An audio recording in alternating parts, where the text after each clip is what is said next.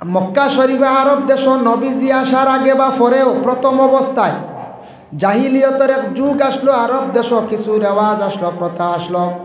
এক নম্বরে খুব বেশি কিতাব দেখলাম আরব ওলা অবস্থা আসলো, মহিলা ওপেনলি মার্কেটও খালি কি করতা, বাজার করতা। মহিলাগুলোর লাগি বাজার করাইটা শোভাজনক নাই। ইসলামে আমাদের ইসলাম ধর্মে আদেশ করছে, ইসলামের বিধান প্রয়োজনীয় মহিলা মার্কেটও যাইতা পারেন, ডাক্তারের কাছে যাইতা, প্রয়োজনীয় কোনো মার্কেট করার প্রয়োজন, পছন্দনীয় একটা কাপড় কিনতা, কোনো জিনিস কিনতা, স্বামীর সঙ্গে লইয়া যান, উপযুক্ত ছেলে আছে লইয়া যান গেছন। কিন্তু ওপেনলি হিসাবে দায়ম হিসাবে কোনো মহিলায় মার্কেটিং করা সেটা আমাদের ইসলামর সম্মতিক্রমে এটা কোনো অবস্থায় নিষিদ্ধ জায়েজ নাই। প্রয়োজনীয় ওপেনলি না, আমরার লাগি মা বোন সকলের বাজারও ছাড়িয়া দিতাম না, এরা দিয়ে বাজার করাইতাম না, এরা দিয়ে মানে দোকানদারি করাইতাম না। মা বোন সকল সম্মানের বস্তু সম্মানে গড় রাখতাম।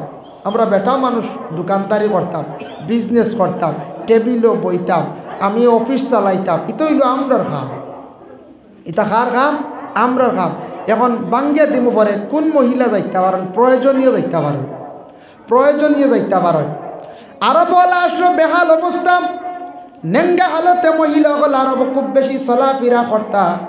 তখনকার সময় তখনকার যুগত তেমন কাপড় ছিল না, একবারে হালকা পাতলা লেঙ্গি কাপড় পরিধান করিয়া মানে আরবর মানুষ মহিলা বাজারও চলতাম, পুরুষ জাতওয়ালা চলতা।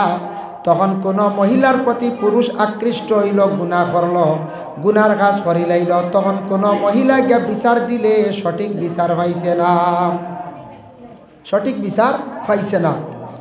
আমরার দেশ দেখুন জানি কোনো সময় কোনো জায়গাত মহিলা হল বেশি সাজ সরঞ্জাম লাগাইয়া সুন্দর হইয়া রাস্তাঘাটে বাহিরন পুরুষরে আকৃষ্টিত করেন বলে তার কারণ ডাকিতাম বলে মহিলা গুনাহগার হইল, পুরুষও গুনাহগার হইল। প্রথমে যদি মহিলা এইভাবে বেশিরভাগ যদি সাজে না, মহিলা যদি পুরুষে আকৃষ্ট করে না, কখনো পুরুষ গিয়া গুনার কাজের মধ্যে লিপ্ত হইতে পারে না। মহিলা এমন কাজ করলো, এমন সুন্দরভাবে সাজিল যে সাজার কারণে পুরুষ গিয়া মহিলার প্রতি অগ্রসর হইল। হঠাৎ পুরুষে বেবুলে মহিলার প্রতি অগ্রসর হইয়া দড়ি লাইল, তার উপরে খেই চাইল। এই যেন ফসাদ ঝগড়া যেটা আইছে কার কারণে আইছে? বেশিরভাগ মহিলার কারণে।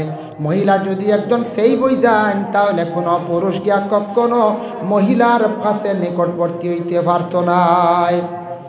এর লাগি দয়া করিয়া মা বোন যারা আসুন মহিলা হল একটু সেইবে তাহলে অবশ্যই মা বোন হল পুরুষ হল সব গুণার থেকে আমরা বাঁচিতাম পারব। 2 নম্বরে আরবের মধ্যে খুব বেশি বেহাল অবস্থা আসলো। আরব মানুষে খুব বেশি মদ খাওয়ার অভ্যাস আসলো। মদ তখনকার সময় জায়েজ আসলো, মদ সবার ঘরে থাকতো, মদর মটকা ঘরে থাকতো, বাজার ওপেনলি বিক্রি হইতো। সে বাড়িত গেলে মদ বাহির করিয়া দিতা, জেলা আমরার ঘর গেলে শরবত দেন, এরপরে ম্যাগি দেন, চাউমিন দেন, কলা শরবতর পরিবর্তে ঘরে ঘরে মদ রাখা আসলো, খাওয়ার লাগি দিতাম। খুব ওপেন আসলো। আরবের মধ্যে খুব বেশি সুদর ব্যবসা আসলো।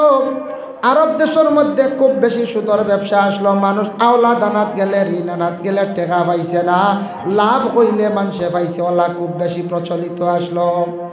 আরব দেশের মধ্যে জুয়ার খুব বেশি ঘন ঘন দান আসলো, জুয়ার খুব বেশি আড্ডা আসলো, যার কারণে আল্লাহর বান্দাগান তীর খেলা যেটা এটা খুব বেশি আরবের জমিনও আসলো। তীর খেলা যেন তীরের কথা কোরআন শরীফও আছে, তীর লডারি যেটা ইদার কথা কোরআনও আছে, আমরা ইসলাম ধর্মের মহাগ্রন্থ কোরআনে আছে। এই অবস্থা আরবের জমিনও খুব বেশি আসলো। একটার পর একটা কোরআনের আয়াত নাজিল হইল। আস্তে আস্তে ইগুলা বন্ধ আরম্ভ হইল। সর্বপ্রথমে দেখো পর্দার আয়াত নাজিল হয়ে গেল, গেওয়ালা তাবাররাজনা তাবাররুজাল জাহিলিয়াতিল উলা। হে নবী আপনি জানাইয়া দেন, হে নবী আপনার আজওয়াজে মুতাহহারাত যারা আছেন তাদের আপনি ঘরের ভিতরে আবদ্ধ রাখেন। নবীর আল্লাহ সম্বোধন করিয়া এখানে কইলা নবীর বিবি হল কি এইভাবে বেপরদাশীল আসলা বলে না।